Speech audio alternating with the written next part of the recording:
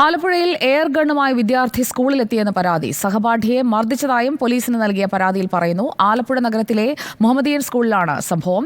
അസഭ്യം പറഞ്ഞതുമായി ബന്ധപ്പെട്ട തർക്കമാണ് അടിപിടിയിൽ കലാശിച്ചത്. അധ്യാപകരുടെ പരാതിയിൽ പോലീസ് അന്വേഷണം തുടങ്ങി.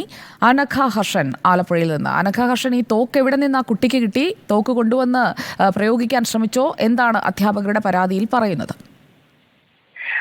സുജയ, ഈ തിങ്കളാഴ്ചയാണ് ഈ ഒരു സംഭവം നടക്കുന്നത്. അതായത് ഈ നഗരമധ്യത്തിലെ തന്നെ മുഹമ്മദിയൻ സ്കൂളിലെ +1 വിദ്യാർത്ഥിയും ക്ലാസ്സിലെ മറ്റൊരു സഹപാഠിയും തമ്മിൽ ചില അസഭ്യം പറഞ്ഞതിനെ തുടർന്ന് ചില വാക്ക് തർക്കങ്ങളൊക്കെ ഉണ്ടായിരുന്നു.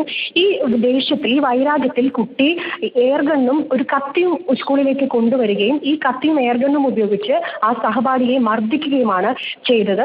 ഇതിനെ തുടർന്ന് ഇന്നലെയാണ് സ്കൂളിലെ അധ്യാപകർ ചേർന്ന് പോലീസിൽ പരാതി നൽകുന്നത്. ഇത്തരത്തിൽ സ്കൂളിലേക്ക് എയർഗണ്ണും കത്തിയും കൊണ്ടുവന്ന് മറ്റൊരു വിദ്യാർത്ഥിയെ അടിച്ചു എന്ന രീതിയിലാണ് ഈ പരാതി പോലീസിൽ നൽകുന്നത്. ഇതിനെ തുടർന്ന് പോലീസ് വീട്ടിലെത്തി പരിശോധന നടത്തിയപ്പോൾ ഇതൊരു ഉപയോഗശൂന്യമായ തോക്കാണ് എന്ന് കണ്ടെത്തുകയും ചെയ്തിട്ടുണ്ട്. ഇതാണ് ഇന്നലെ നടന്ന സംഭവം. സുജിയ, ഓക്കെ. ആലപ്പുഴ നഗരത്തിലെ മുഹമ്മദിയൻ സ്കൂളിലാണ് സംഭവം ഉണ്ടായത്. അനഘ ഹർഷനാണ് വിവരങ്ങൾ നൽകിയത്.